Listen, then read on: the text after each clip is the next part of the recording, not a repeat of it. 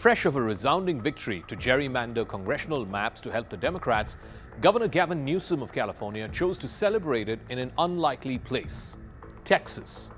Texas is the same place where the American redistricting map wars began. Against the backdrop of an enormous American flag befitting a national campaign event, Newsom framed the redistricting battle in historic terms. The rally by the California governor, who grinned as shouts of 2028 echoed out from the crowd, was yet another signal of his hope to run for president. In fact, that's a possibility he's been openly acknowledging in the last few days. California voted overwhelmingly in favor of Proposition 50, which would reduce the number of Republican seats in the state. And that could have a huge bearing in next year's midterm elections. He promised to make us wealthier. We're sicker and poorer. And he fundamentally understands that. Why else would he call Greg Abbott saying he's entitled to 5 seats? Why else is he trying to rig the midterm elections before one single vote is even cast? He understands his position at this moment in the United States of America. But for Gavin Newsom, this was also another chapter in an intensifying rivalry between the governors of America's 2 biggest states. Newsom and Greg Abbott, the Republican governor of Texas, have for years engaged in almost schoolyard bullying and public stunts. Abbott, in fact, sent plane loads of migrants to Los Angeles in 2023. The 2 states have been on a political collision course ever since word leaked back in June that President Donald Trump had urged Texas to help Republicans in the midterm elections by taking the very rare step of redrawing its congressional maps in the middle of the decade. As the Republican plans firmed up, Newsom shot back, saying it would take 2 to tango. He put up Proposition 50 on the ballot this fall to redistrict California's seats, thereby reducing the potential Republican majority in the House. This past week, Newsom's state's voters followed through. They approved this ballot measure to redraw California's congressional district lines and to wipe out as many as 5 Republican seats in the state.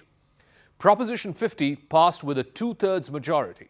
Newsom has been working relentlessly to burnish his image as a fearless combatant against Trump, at a time when the Democratic base is clamoring for a fight.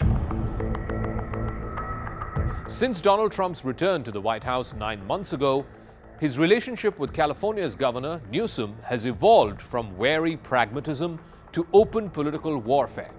The 2 men, who have been both a foil to each other in American politics, have clashed repeatedly, whether it's on wildfires, immigration, and federal authority. This has also turned California into a stage for some of the most dramatic federal versus state confrontations in Trump's second term.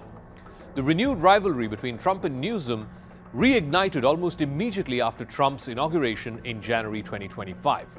Back then, devastating wildfires has swept through Los Angeles as well as other California counties.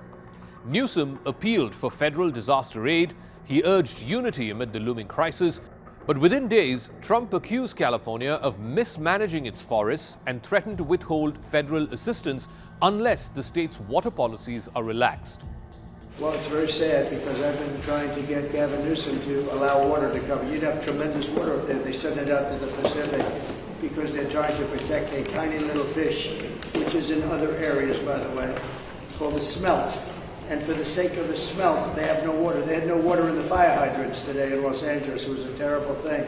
And we're going to get that done. It's going to finally be done. I got it done from the federal side, and he didn't want to sign it, but it's not going to happen again like that.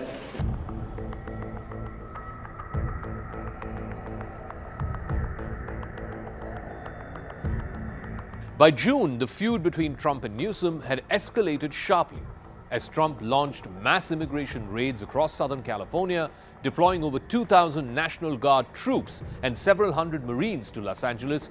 Newsom condemned the action as authoritarian and an overreach by the White House, and he refused to cooperate. Trump in turn then accused the governor of harboring chaos and publicly suggested that Newsom could be arrested for defying federal orders. California then sued the federal government days later in a famous case now, Newsom versus Trump, arguing that the president had unlawfully authorized the state's National Guard. The courts weighed in favor of California, saying that the president did not have the authority to send National Guard troops into Los Angeles. But beyond his splashy and almost trolling moves like the event on Saturday in Houston, Gavin Newsom has been taking a more traditional step towards a potential presidential run in 2028. Next year, he will release his memoir, Young Man in a Hurry, a memoir of discovery. It's a title that speaks to his ambition to run for the highest office in the land.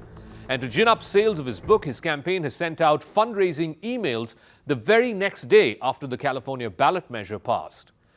Gavin Newsom, who has positioned himself as one of the president's most visible Democratic antagonists, has also said last week that he will consider running for president after the 2026 midterm elections. Newsom is currently serving his second term as governor. That ends in January of 2027, and he's not eligible for re-election. He has acted as a provocateur against Trump and his policies of political maneuvering, pushing back against the presence of federal troops in Los Angeles, and leading the effort to redraw the state's congressional maps to counter Republican efforts in Texas, and also mocking the social media style of the president. 2028 could very well be defined as Newsom versus Trump, even if Trump cannot legally run for a third term and is not on the 2028 ballot.